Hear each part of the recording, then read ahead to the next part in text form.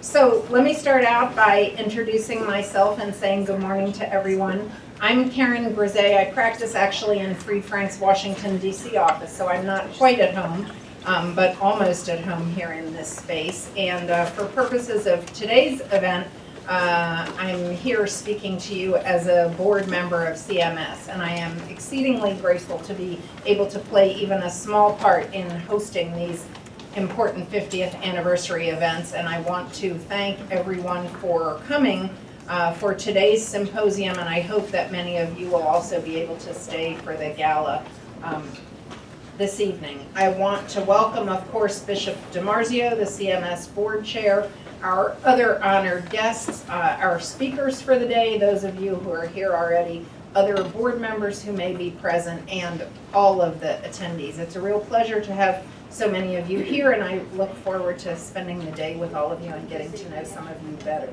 A couple of words on logistics, housekeeping here. Many of you may have already noticed right outside the door where you came in is the ladies' room, and the men's room, I'm told, is just slightly down the hall to the left, so it should be very easy for folks to access restrooms during the day. We're set to have our lunch break at 12:15. You'll be very happy to know you don't have to eat lunch on your lap as you do your muffin or your juice. We're going to be moving into another room for lunch. The room is called City Hall, and I think they tell me it's on the 24th floor. Is that right, Bob? We'll give you more information closer to time about the options for getting to the 24th floor.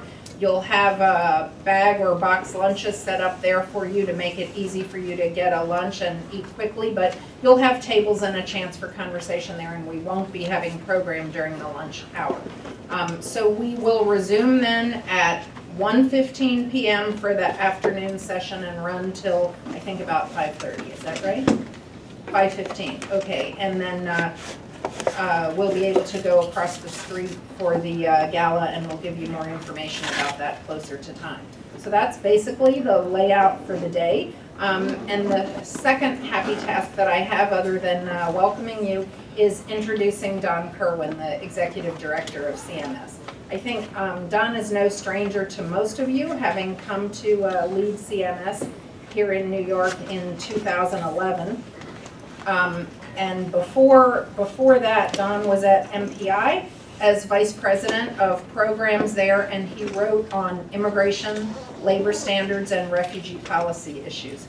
Prior to that tenure at MPI, and the place where I first came to know Don, he was at Clinic. He was there as, I didn't even realize this, he was there for 16 years altogether, 15 years as Executive Director, and that's the capacity in which I came to know Don, and possibly many of you are well aware of his long association with Clinic as well. Don has also served with me for many years on the ABA Commission on Immigration. I think more than 6, Don, right? On the ABA Commission, contributing to U.S. immigration policy work there. And of course, he has a long bio in your materials with a long string of other affiliations with Catholic and non-Catholic organizations over a lengthy career. So I want to thank Don for the leadership he's extending to us all at CMS, and welcome him to the podium to kick off our day. We're very grateful to Karen and to the great Bob Jusian, who's over there with Karen. If you could just raise your hand, Bob, who's hosting us today. So thank you. And Bob is kind of the, for those who don't know him, he was the head of litigation for Fried Frank for years and years. So, and he's adopted kind of the immigration field, and he's been the godfather of all of us for many years now. So thank you for hosting us today. So my main responsibility is basically to thank everybody that's contributed so generously to the International Migration Review over the last 50 years. I think, you know, as I think about it, IMR is certainly a scholarly and a research endeavor, but it really is a labor of love of scholars, researchers, and this large community of people that have contributed to it. And that became very clear to me when I started with CMS 3 years ago. and talking to people like Archbishop Silvano Tomasi and Father Lidio Tomasi, who are walking into the room now. And Bishop Nicholas DiMarzio, who's the chair of our Board of Trustees, and scholars like Aristide Solberg, who had me over to his house and wanted to talk about IMR and its history. So it really is a labor of love. And let me briefly mention this community of people that constitute IMR, and recognize some of the people here. And the very first people, of course, that I wanted to recognize were the two founders of it. And we're going to hear from Archbishop Tomasi in just a few moments. And tonight we're going to honor Father Lidio Tomasi and Archbishop Silvano. But let me recognize them now and thank them for being with us. 50 years ago, they had this incredibly visionary idea of creating a journal on international migration. So I wanted to acknowledge them and just kind of thank them as a collaborative group here.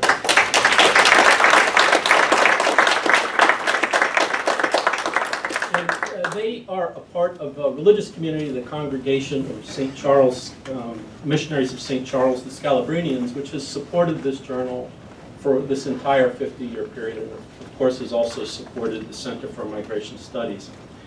I also wanted to acknowledge the past and present editors of IMR. I don't think Mark Miller is here yet, but he will be here.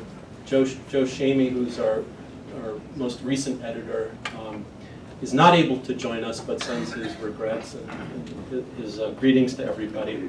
And of course, Lidio and Silvano, and Ellen Percy Crayley, who's our current editor, and we're very grateful to. And then our new editor, or our editor as of a month from now, either tomorrow or a month from now, I'm not exactly sure because we're in a transition now, is Professor Doug Gurak from, so we're grateful that he's here. And I also want to thank the associate editors, and we have 3 associate editors who have just done tremendous amounts of work at IMR. And if they could raise their hands, Monica Boyd, I'm not sure if she's here. Oh, there you are, Monica, sorry. Faye Gao, all the way from Australia. Thank you. And Jamie Winders, there she is, right there. So thank you. And for their tremendous work over several years with IMR, and particularly as associate editors. We wanted this 50th anniversary edition of IMR to be a very ambitious piece of work and to really serve as a lodestar for migration research for many years to come. And I think it really will. I'm now working through it, and I'm about 2/3 of the way through it, and I'm really excited to be reading these articles. They're really thrilling. We also wanted it to symbolize our strong commitment to the journal moving ahead, and it surely does that. And for this, we're grateful to the authors, and many of the authors are here in the room with us today. But I'm also particularly grateful to the 3 special editors who have been kind of giggling the whole, first half hour that they've been here. They've been in various corners laughing. You know that they've just done a lot of work, and a lot of very, very good work. And here they are right here sitting together, totally bonded. Jorgen Carlin, Jennifer Lee, and Pia Arrhenius. So thank you very much. It's been really, really edifying and inspiring to me to see their kind of skill, their intellect, and the devotion and commitment that they've shown to this. And we have this terrific 50th anniversary journal to show for it. I don't think we're going to do another one for another 25 years, but it's worth it. And then finally, thanks to the Porticus Foundation of North America, who has funded a lot of this work. And I don't think Carlos de la Rosa is here, but he will be here later. He's not. So switching gears, of course, we're very gratified to have a scholar of Doug's caliber coming to join us. But before Doug assumes the position of editor, I really wanted to say a few words about Ellen Percy Crayley for her superb work these last 3 years, and kind of, for me, serving as an interlocutor to this world, and a really valued colleague. This IMR editor position, and luckily we have Doug on board because he doesn't know how much work it is yet, but it is a lot of work. 400 manuscripts per year are now submitted to IMR, and really, really good manuscripts. And of course, there's this great community of associate editors, and peer reviewers, and editorial board members, and on, authors, CMS staff. I don't want to forget the great Rachel Reyes, who organizes so much of this work in our events. But that also means that there's an awful lot to coordinate. There's an awful lot of moving parts, which Ellen coordinates as well and oversees. I think under Ellen's leadership, IMR has continued, of course, to prioritize very rigorous scholarly work. And she's really taken the international dimension of international migration review very, very seriously. And has struck a very good balance between the empirical pieces and the larger integrative theoretical pieces, which I've been really happy about. She's also been a champion of diversity in many ways, in diversity of disciplines, diversity of competencies, diversity of geography, diversity of gender, diversity of empirical methodologies. So there's an awful lot that goes into the kind of screen and the analysis of these manuscripts. And she's juggled all of this IMR work with her academic commitments and her manifold good social commitments or charitable commitments, which are pretty amazing. You know, she's off in Australia returning Aboriginal art one week, and she's in Uganda the next week for a board meeting for a hospital that she's on the board for. And then the following week, she's back in New York for a board meeting for her refugee resettlement agency in upstate New York. So it's quite amazing to have worked with her. But I think that what's really distinctive about Ellen's tenure at IMR has been her commitment to building this community of scholars that are at the heart of IMR and that rightfully view this journal as their own. Is the editor of IMR, and Rachel can certainly attest to this, Ellen has sent out, if not hundreds of personalized letters and feedback on manuscripts, most of which we, of course, are not able to publish, maybe in excess of 1,000 personalized letters, and provided extensive feedback, has been highly accessible to this community, and really couldn't have been more encouraging, with a particular focus on the young scholars, the young authors. So has just been, in short, a terrific steward of the journal over 3 years, and an equally terrific colleague. And I wanted to embarrass her and ask, first of all, ask Bishop DiMarzio to step forward as the chair of our Board of Trustees, and to present Ellen with a little symbol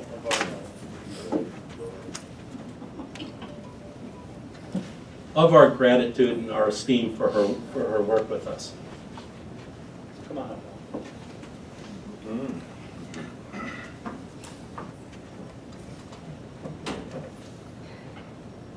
Ellen, Don said everything I could have said, except that we say thank you, because taking this responsibility perhaps was more than you thought it would be, and you've done a great job of it. My job is to balance this globe on this, so that you can take it back. And the inscription says, Ellen Percy Fraley, a grateful recognition for your outstanding leadership of the International Migration Review, Center for Migration Studies, September 30th, 2014. So we'll just put it there for a minute.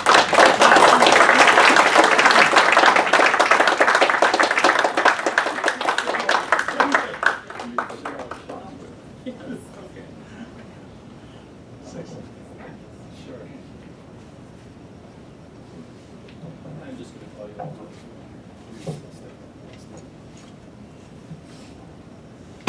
Thanks, Michelle.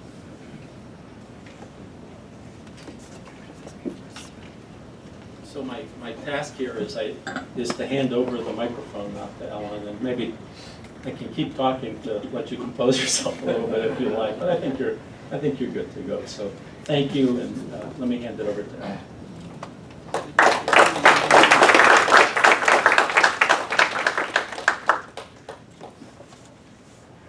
Yeah, I'm a little off balance. Thank you so much. Thank you, Don. Those are probably the kindest words that have been expressed on the basis of the work and good works that I've witnessed here at the Center for Migration Studies and in all aspects of the journal. I just thank you all, and Don and everyone so much. And thank you for being here today, for joining in the commemoration of the 50th anniversary of the International Migration Review and the launch of this anniversary issue. And I would like to begin, here, little common themes here, this day with deep appreciation of the leadership of Don Kerwin, Executive Director for the Center for Migration Studies. Don has provided the leadership in guiding our progress toward today, toward this celebration of the international migration scholarship. Every step taken by Don is an expression of vision, commitment, and respect, deep respect, for the role of social science and social scientists in the production, in the creation of knowledge about migrations and always about migrants.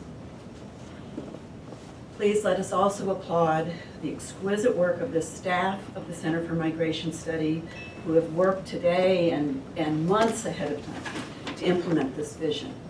This day, this evening, Rachel Reyes, Brianna George, Nikki Ostrand, Helen Helling, and Daniela Alamina.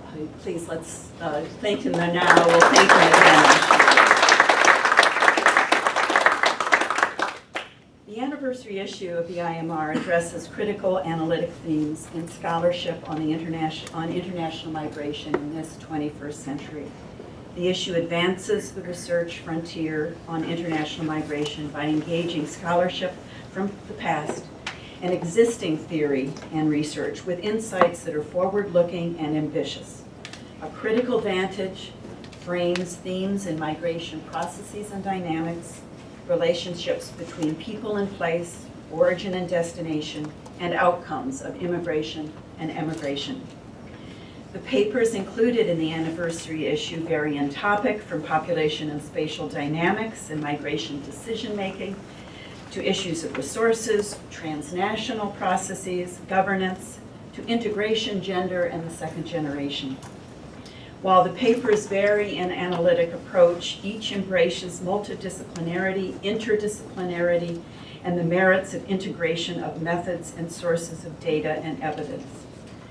The papers complement one another by taking a global or broad regional vantage and placing international migration within the context of societal change and transformation. Each share a keen focus on careful specification of concepts in relationship to opportunity for the development of new analytic tools in the study of migration and population movements. In this regard, the authors effectively make the argument for continued effort by migration scholars and social scientists to broadly reveal, in the words of Jorgen Carling, the complexity and variation in processes of patterns of international migration in the 21st century. And my oh my, am I sounding like I'm teaching a research methods class, which I might normally be doing on a Tuesday morning at Colgate. So let me turn to some language. In characterizing the project of the 50th anniversary issue, and truly the broader project of the International Migration Review, the adjectives are important. Interdisciplinarity, scientific, significant, original, rigorous, critical, innovative, ambitious, and largely explanatory, asking in the words of Kepler, why are things as they are and not otherwise? The very first issue of the International Migration Review, not the digest, the review, included an editorial that set the stage for these characteristics to emerge. And the editors state, an interdisciplinary cooperation in the field of migration is indispensable. If demography, do you remember these words? If demography, economy, sociology, history, psychology of the phenomenon of migration, statistics, ecology, and human geography may complete the analysis of the significant variables of the same phenomenon. The review aims at presenting the findings of the social scientists concerning the problems of migrants, the historical evolution of immigrant groups and their demographic profile, the debates and the achievements in the field by the academic community throughout the world. And finally, the solution of innumerable problems involved in the modern phenomenon of migration will be hastened, we hope, by the competent, contributions of scholars who have made research and analysis of the variables of migration their task.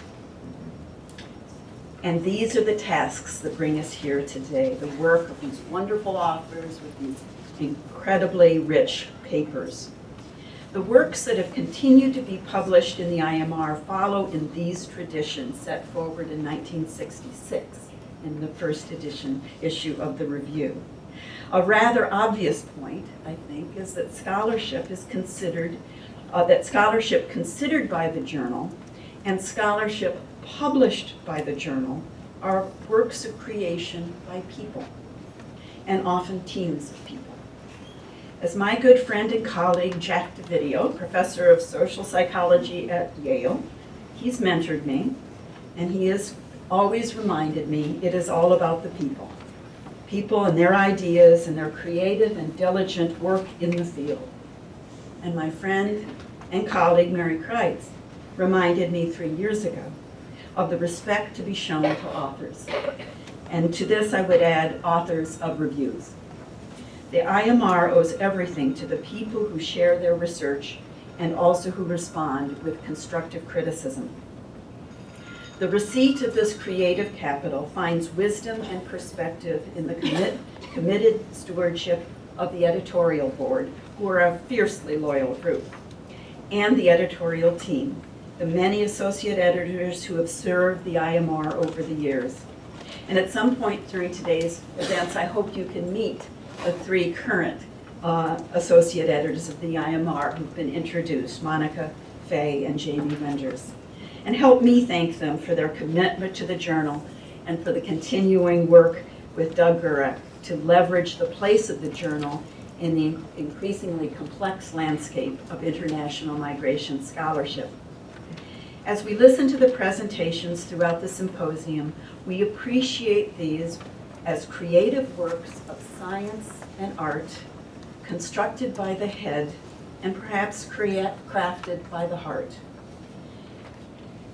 It is a continuing privilege for me and my colleagues to receive the perspectives, insights, and data analysis of each of the social scientists who contribute to the International Migration Review, and of those here with us now, many of whom have traveled very far to join us for this celebration. We understand that the knowledge they have and are generating rests on the shoulders of migration scholars who have been giants in creating the field of international migration studies. Many of whom are with us today, some of whom have retired, and some of whom have departed. The migration scholars from whom we will learn today will challenge us to consider critical issues, critical questions, embracing the complexity and variation of contemporary international migrations, drawing on the past, and pointing to the future of international migration scholarship. Thank you very much.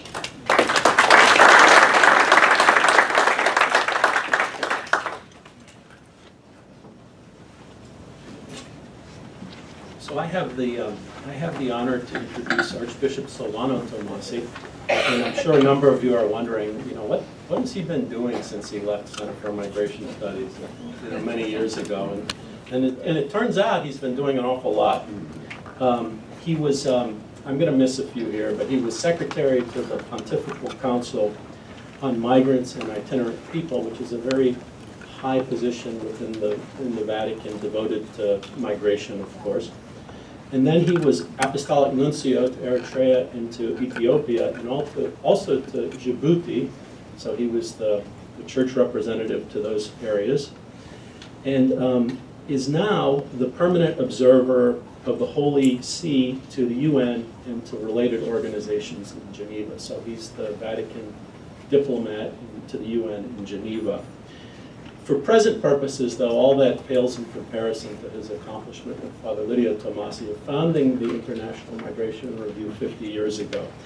And remaining, I have to say, an avid and a very insistent champion of the journal even today, and a great source of inspiration and guidance to the Center for Migration Studies, and not just a source of inspiration and guidance, but also a source of a very long to-do list for me ever since I became the director of the Center for Migration Studies. But they've been terrific, and I thank both Father Lidio and Archbishop Silvano, and ask Archbishop to come forward.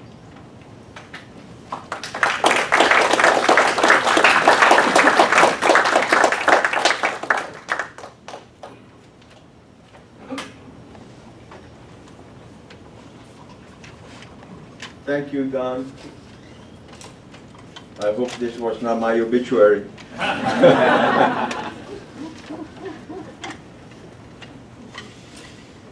When I meet with my colleagues in Geneva, I always say I am becoming the granddad of the ambassadors that are there, because I have been serving in that position for about 11 years now. But then when I think of the anniversary of IMR, then I become even more worried, and I say, where have these 50 years gone by?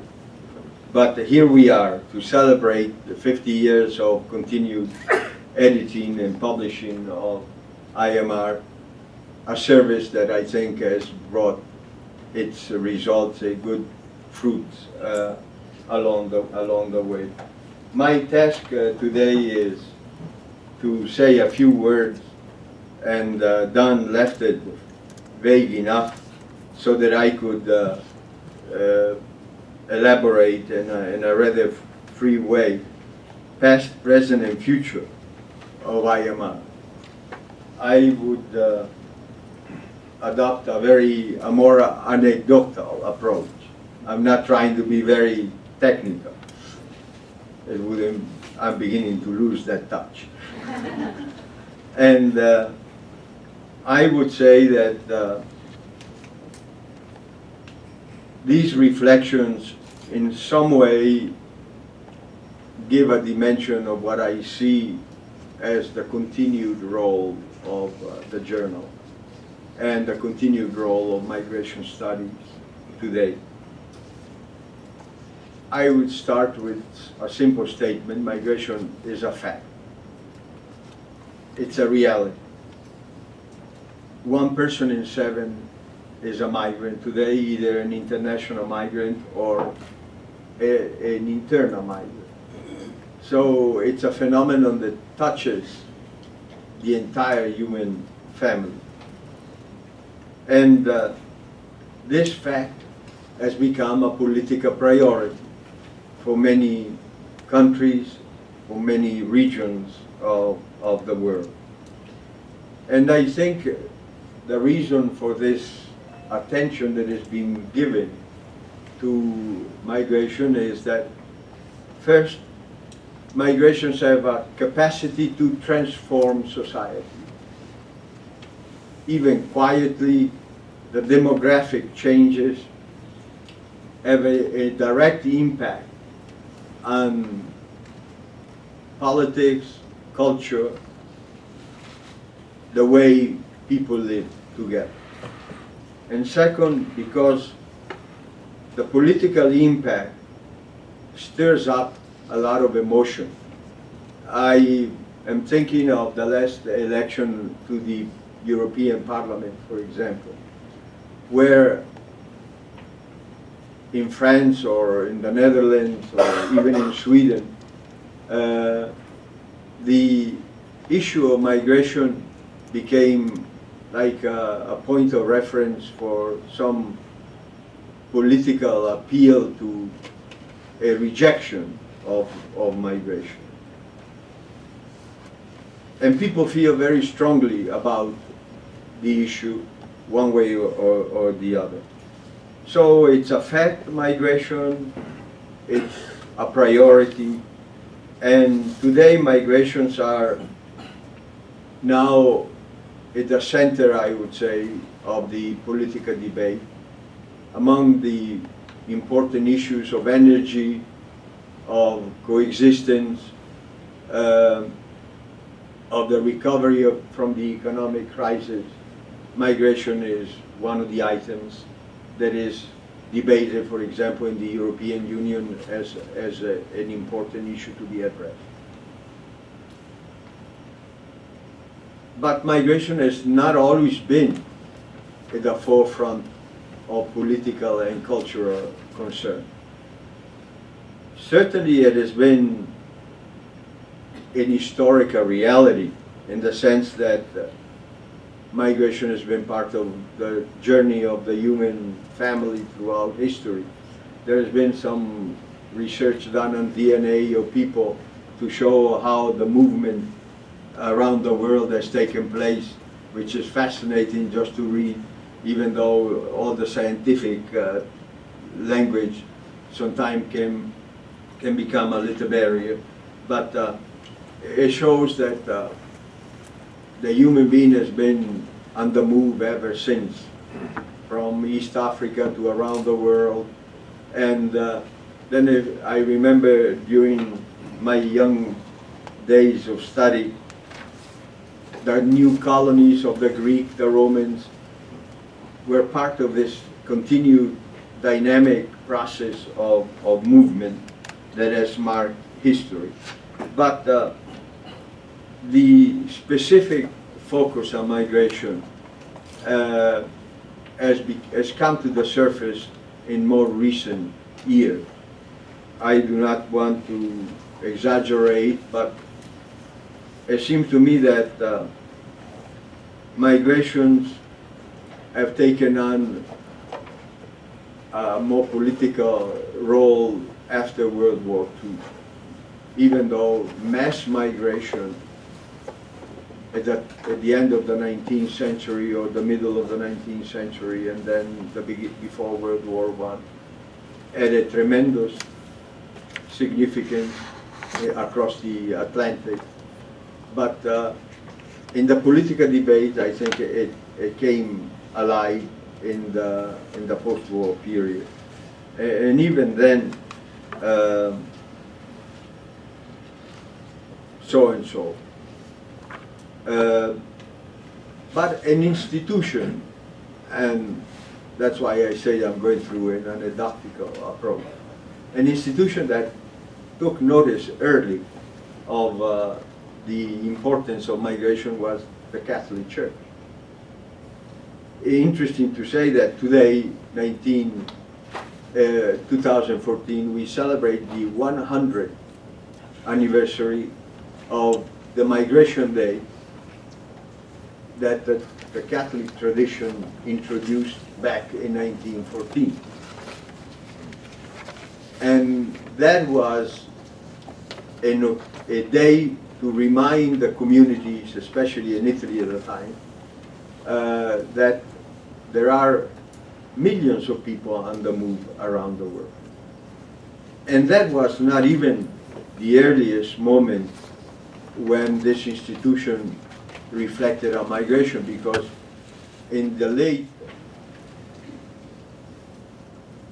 part, in the second part of the 19th century, a lot of activities were undertaken by the church in Germany, in Italy, in some other part, in Austria, the Austrian Habsburg Empire, and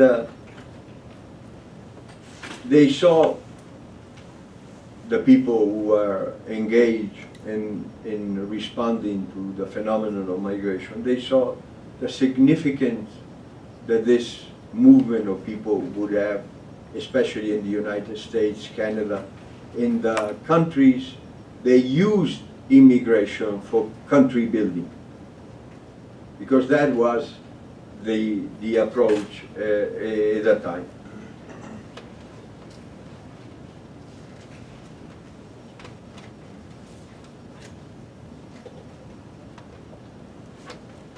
Now, how to sensitize society to migration reality?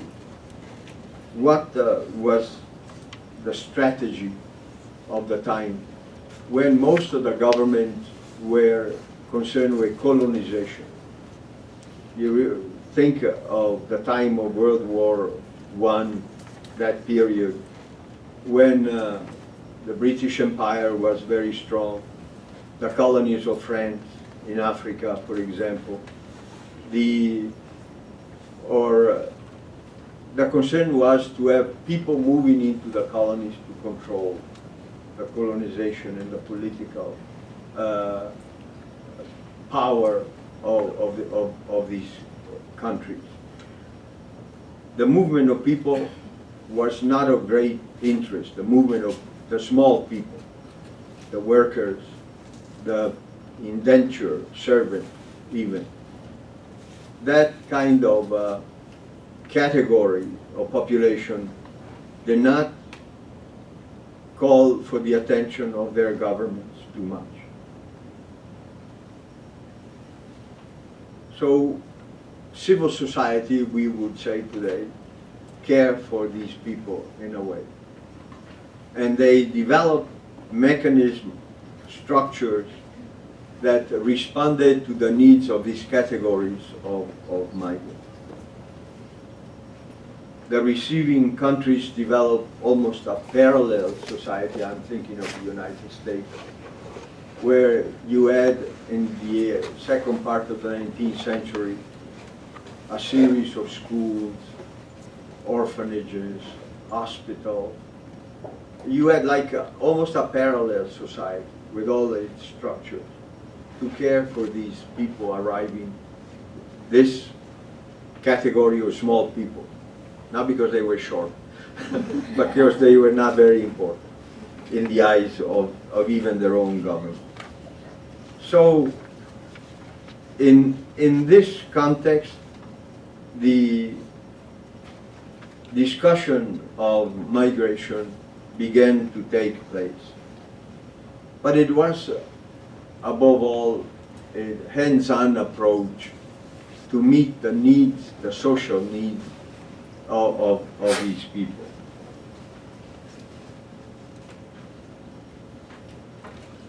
The reflection, the scholarship approach came much later. First, I think it's important to live, and then you start reflecting on how you live, right? And to jump a bit, I would say this. Back in the early 1960s, I tried to take a tour of some universities.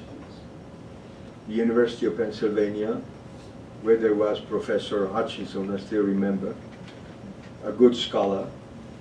Then the University of Massachusetts at Amherst, where there was Everett Lee, another good demographer and a person interested in migration. The University of Chicago, Fordham, where my mentor, Father Fitzpatrick, has begun to study the arrival of Puerto Ricans and other minorities into the city of New York.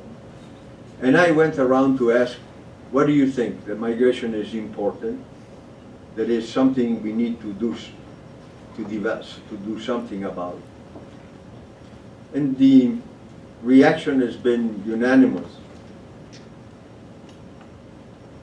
Demography is interested in fertility, in death analysis. Migration is part of our demographic studies, but it's not that important. Don't worry about that. But I thought that that area should be pushed anyway. And the reason for doing that was not because I was particularly insightful, but because I was part of a group of people that were concerned of serving migrants. The service, I thought, was going to be more effective if it was accompanied by accurate knowledge of what needed to be done, what was the objective situation of people. So at that time, in the early 1960s, we were a group of young people studying in Staten Island to become priests. And we were all geared to serve migrant communities, so a couple of insightful priests that were with us said that we need to understand this phenomenon in a more systematic way. So we began to collect articles from different publications and see what was being said about migration, and to see what the legislative approach was in Congress at the time, because it was a kind of exciting time for us. It was the first time that a president of Catholic background was elected, John Kennedy. The first session of the Ecumenical Council of Vatican II was begun. It was in session. We felt that there was something in society that needed to be changed, and we wanted to be part of the change process and to contribute something. And so we began to publish the International Migration Digest, which was a collection of information on migration. And that's how the mood, the environment developed, that a year after we began this work, a group of students, we wanted to give it a very American face. So we put the names of people that really were doing nothing about the work, but they gave us a good look. And I remember that I was the book editor, and I wrote some review of books at the time, just to get going. And but a year after, I was ordained a priest here in New York, and I was assigned to study sociology and to develop the Center for Migration Studies and the responsibility for the International Migration Digest. So the first thing was to learn more about what sociologists were saying about migration and demographers, and then to change the digest into an original journal, or a journal of original articles. So to add something to the knowledge instead of just reproducing the knowledge and the research done by somebody else. And that's how IMR got started.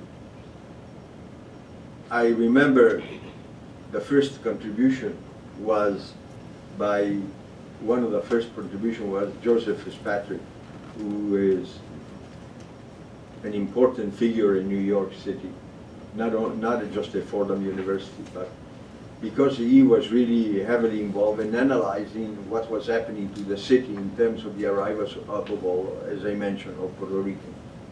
And as Alan has said, I remember writing in the first editorial, the review aims at presenting the findings of social sciences concerning the problems of migrants, the historical evolution of the immigrant groups and their demographic profile, the debates and the achievements in the field by the academic community throughout the world. Well, the ambition was not small. We wanted to take over the whole world. And in fact, in those first years, there were a lot of contribution from Australia, because there was a group of good Professor Taft, and another one, they were analyzing and studying migration because Australia was receiving a lot of new immigrants at the time. So this is how we started, but you know, to start is a good thing, but the important thing is to continue, and a lot of other people have contributed time, energy, intelligence, writers, authors of articles, benefactors, because we needed to build up a financial structure to support both the center and the journal. And that was done by creating a little coalition. With the first money came from through Bishop Edward Swanstrom, who was in charge of Catholic Relief Services at the time, the equivalent of that. And through the Conference of Catholic Bishops of the United States, the American Committee on Italian Migration, because it was a group working very hard to change the law. And in fact, it was probably the most active and effective group at the time in the enactment of the Seller-Hart law that changed the demographic base of the United States. Because it's from that law that a variety of people began to enter into the United States. And now I read something that in California, for the first time, 51% of the population is of non-European origin. So America is changed. That's a clear example of the transformative capacity of migration, which is a fascinating phenomenon in itself. Okay. And I am duly reminded that I should come to a close.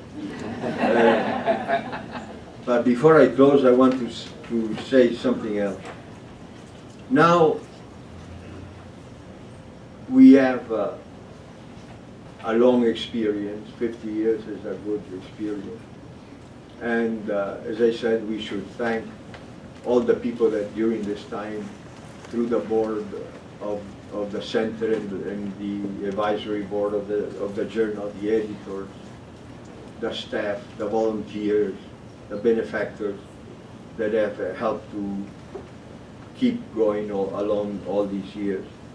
I think we should look now at a specific angle that the independence of this small institution can use to its benefit, to be more creative and to go even where some of the more classical scholarship does not dare to go.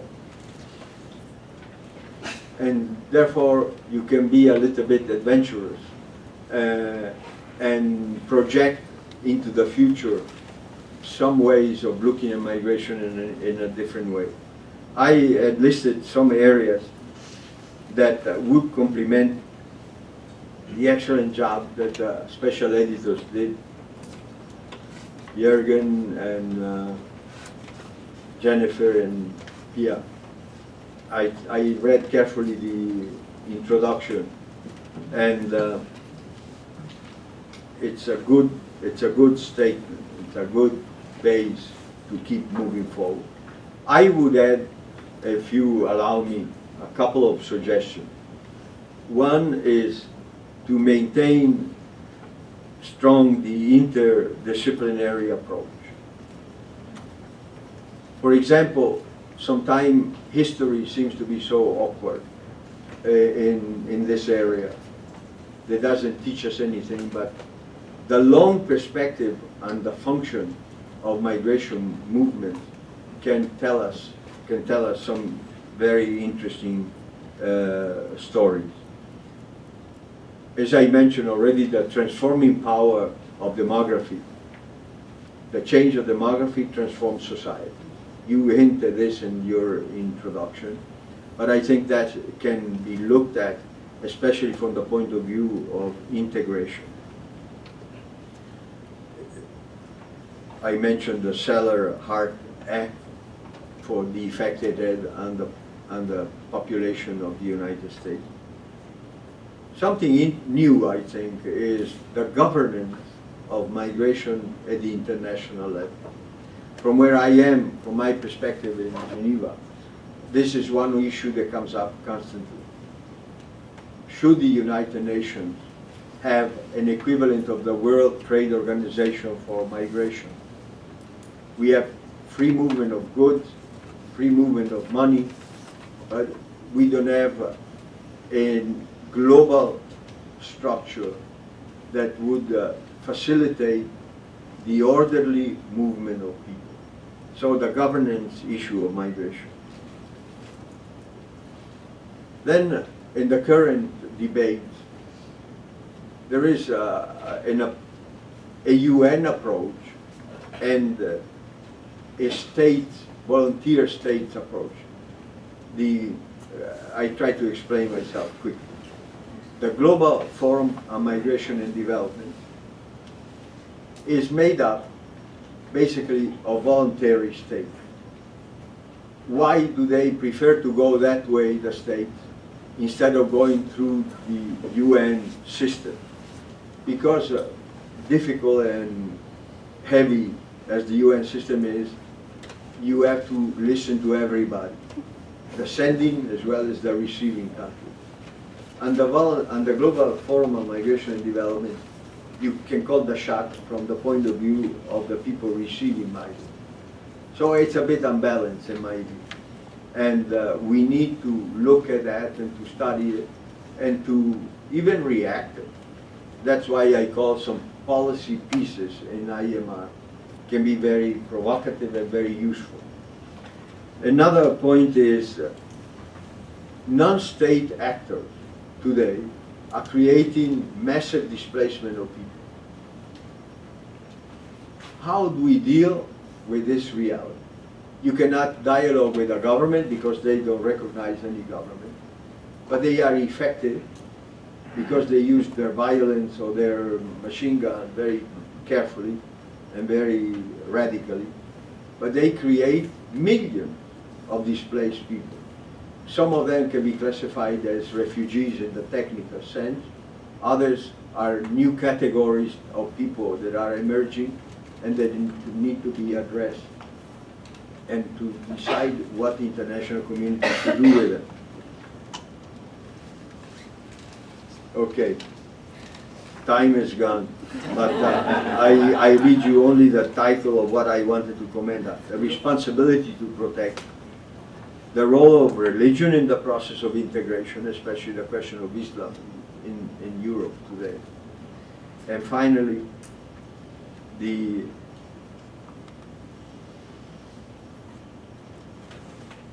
overall policy of looking and continue to look at migration from an objective scholarly approach, because we need accurate information, but to look from the point of view of the migrants.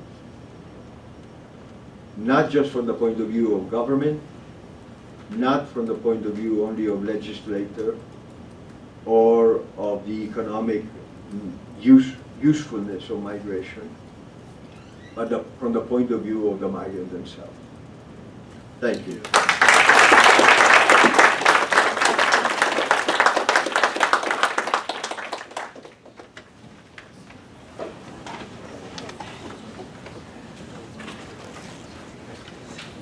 So it's my pure pleasure to introduce the guest editors of the anniversary issue. Pia, Jorgen, and Jennifer. You all know them. You've seen their names in print. It's my sense that you knew of each other professionally before this collaboration, but not personally. Is that correct? Yes. Okay. So in working together, you now know each other personally, although this is the first meeting in person. And you certainly have become a team, and in my view, you are the dream team. Aww, yes. It's been an absolute pleasurable and quite moving experience for me to witness your collaboration. The creativity, the criticism, the height of the standards that you held our authors to, and the authors that are here, I assume, can attest to that, since you've gone through the revisions to each of your paper to coordinate your aspirations as empirical and theoretical authors with the aspirations of this anniversary issue that honors the past and as I've said, points toward the future. And it is these three guest editors who are really the gyroscope, who kept us on mark, kept me on mark in of recalling what our mission is as editors of theoretical, empirical, and relevant research. So I thank you. I've learned so much from each of you, and it's been an honor.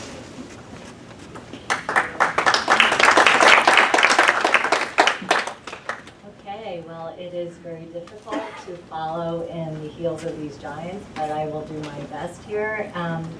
I'm Jennifer Lee, one of the co-editors of this volume, and it has been such a pleasure to work on this volume. If any of you have edited a volume, you know it's like a marathon, like a 26-mile marathon, but then sprinting the last 2 miles to make deadlines. And I would say that it has been an enormous pleasure, and if I wanted to do this again, I'd pick the same 2 guest editors with whom to work. I realize that in listening to people speak, it seems like there are 2 themes. One is gratitude and one is celebration, and gratitude for all of the work that has been done for this volume, but also to the founding editors of IMR. And it's been such a pleasure to hear how the vision of IMR and how it came to bear, because when we're reading it historically, it's a different kind of narrative, and it was such a pleasure to hear how it started. And from our perspective, when we were looking at it, we thought it was a really exciting time. It started in 1964, and there were a lot of really exciting things happening in the United States at the time. Obviously, the 1964 Civil Rights Act. A year later, the Immigration and Nationality Act that passed that changed the diversity and national origins and the socioeconomic diversity of immigrants and Americans for forever. What is also really interesting is IMR began as the American counterpart to international migration, which is European, and really was the first time, the first publication to highlight American scholarship in immigration, which hitherto had been really dominated by the Europeans. And so this is a really exciting time. And an exciting opportunity for us to have the chance to reflect on 50 years and how International Migration Review has not only documented the changes in international migration scholarship, but also been at the forefront and led this scholarship change. I just wanted to talk a little bit about our vision for the 50th anniversary issue. When Ellen asked us to edit the volume together, we didn't know one another except through our own work, and it's been like we're 3 musketeers at this point, because we have gone through everything together and somehow made the deadline and somehow remained really good friends. I feel like we're family at this point. But it's been a really interesting process of how do you put together a 50th anniversary issue that really celebrates international migration scholarship. And so what we did was we met in the fall of last year. We compiled a list of names of leading international migration scholars and invited them to write proposals to submit to the 50th anniversary issue. We reviewed those proposals with Ellen and Don, and they've been terrific in always guiding us, and probably but never in a heavy-handed way. And in the end, we came up with a selection of papers that we thought met 3 criteria. One, that they were forward-looking, that we wanted this issue to be about papers in which people could use this as a reference for years to come until the 75th anniversary issue. And I doubt we'll be the co-editors for that. But they were also ambitious and broad in scope, and that we were cognizant of the different methodological approaches and the disciplinary approaches. And third, that, what was the third criteria? That they would also reflect IMR's readership, in the sense that the papers would not just focus on one case or one country. IMR's readership is incredibly diverse, and not only national, but international and interdisciplinary and multidisciplinary.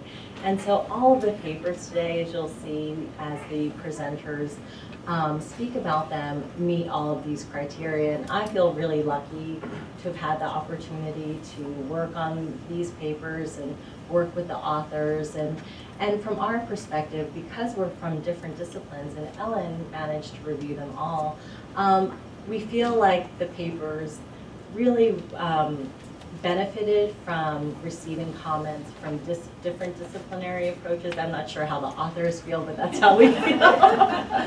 Anyway, so I'm going to hand it over to my two co-editors. Jürgen going first and Pia next, to talk a little bit more about the process or other things they want to talk about.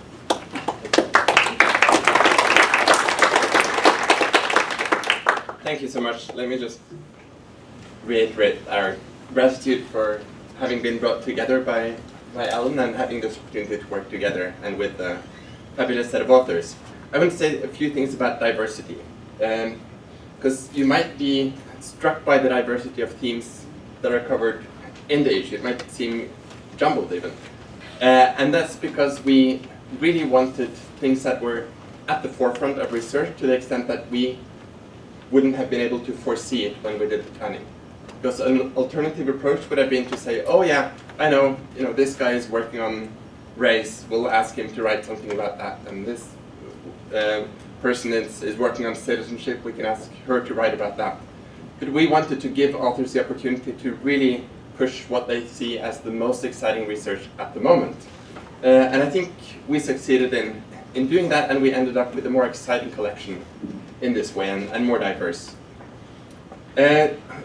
We also, in preparing the introduction, looked at the history of IMR and the diversity in terms of disciplines and national origins of authors. And as Jennifer mentioned, the authorship has become gradually more interdisciplinary.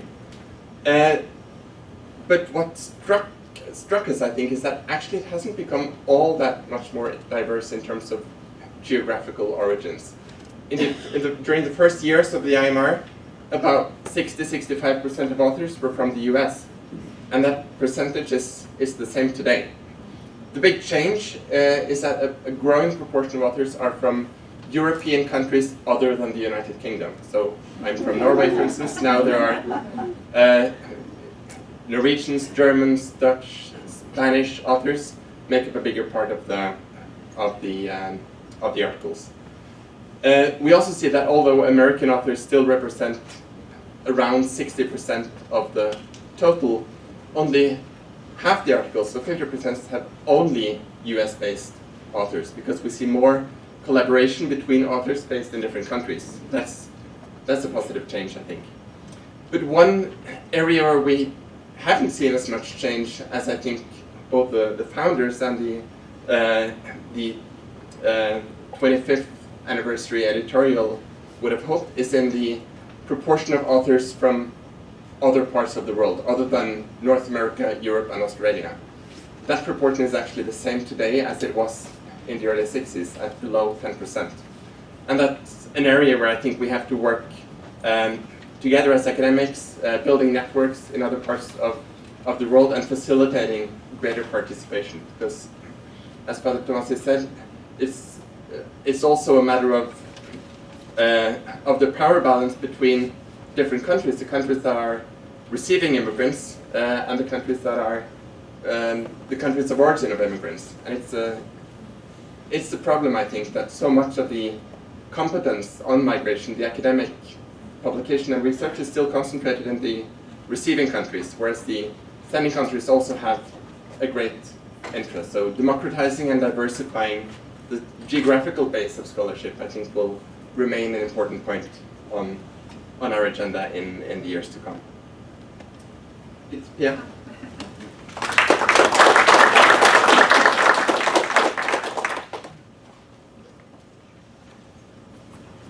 Great, thank you. Well, I echo my co-editors here in thanking Ellen for bringing us together.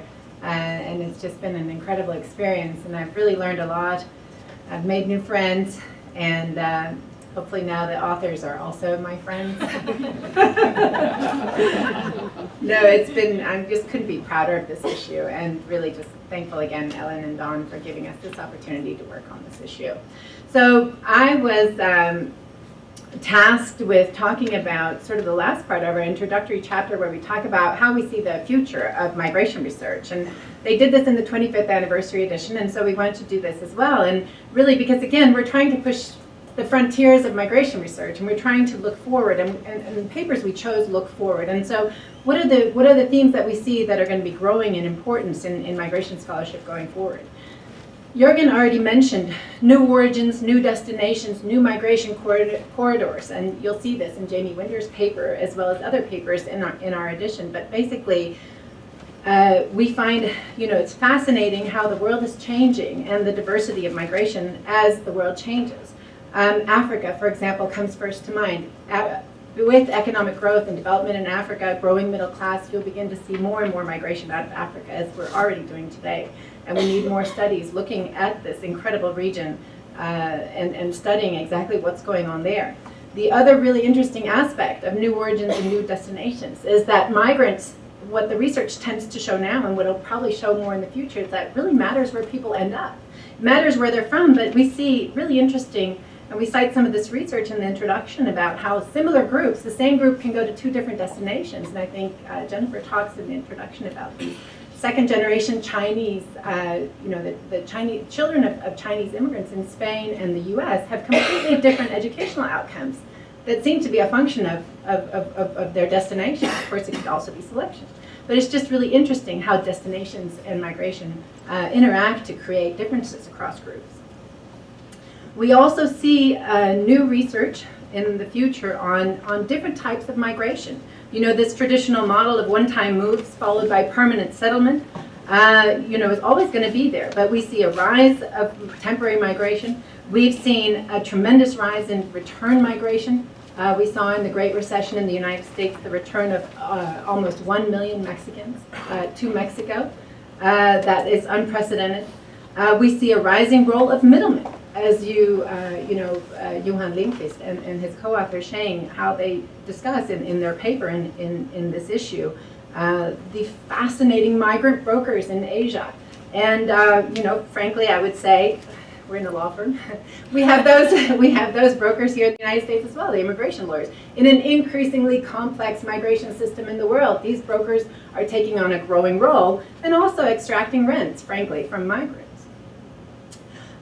We see a growing role for the study of income inequality and economic conditions on migration.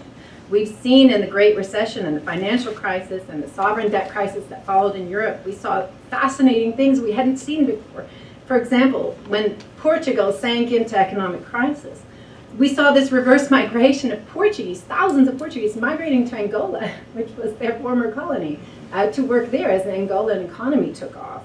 We saw governments in Spain and Japan, for example, paying migrants to leave during the economic recession. They didn't want the burden of more workers in their economies, and actually the Japanese paid the Brazilians to go back to Brazil, and the Spanish paid their migrants to go back to where they were from. We see that inequality interacts in so many ways with the migration process, both in the origin and the destination. But one thing we worry about, and we talk about in our introduction, is that with growing labor market polarization and growing income inequality in destinations, we worry about how is this going to affect the economic integration of immigrants and their children. And so that's another concern going forward.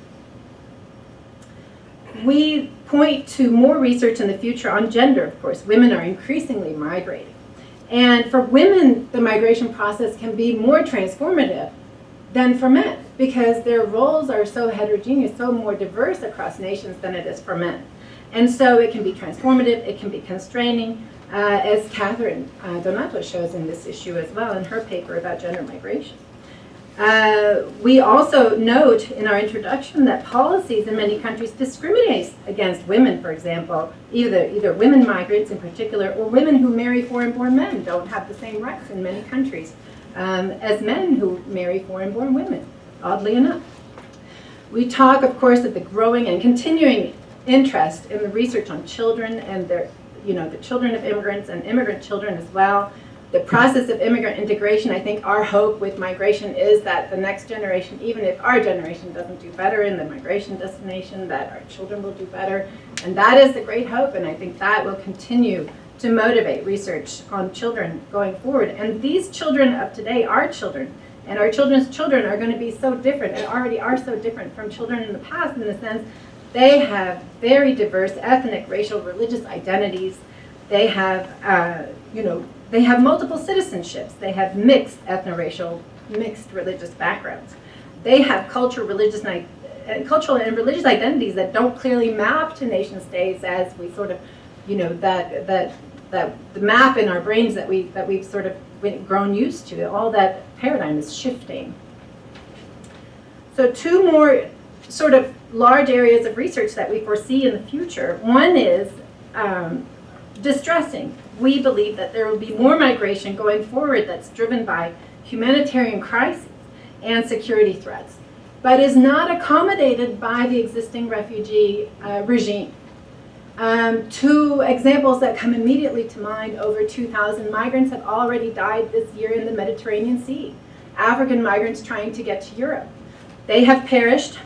The European borders are now far more deadly than the American border with Mexico.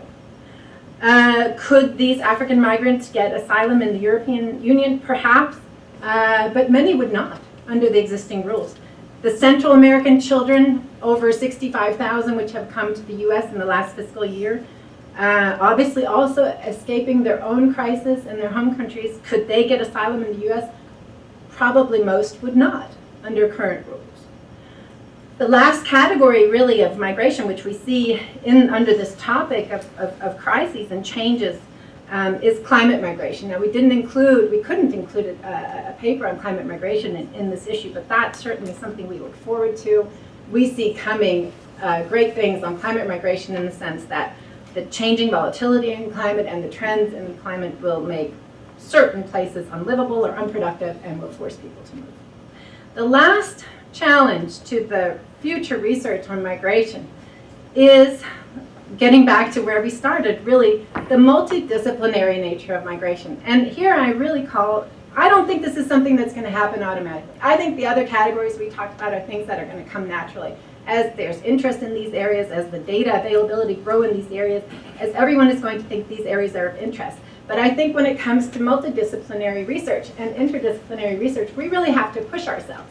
We talk about accepting migrants, but also accept scholarship in other fields. Because really, if we think about it, we usually think our discipline is the best. And we do things right. We've lived this, right? Working on this issue.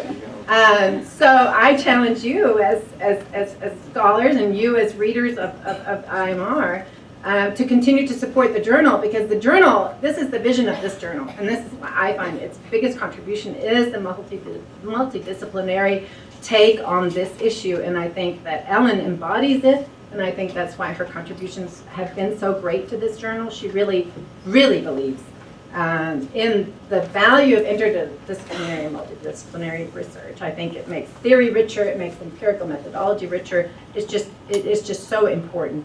And like I said, it doesn't come naturally. So let's push ourselves and remember to stay and be open-minded. Thank you.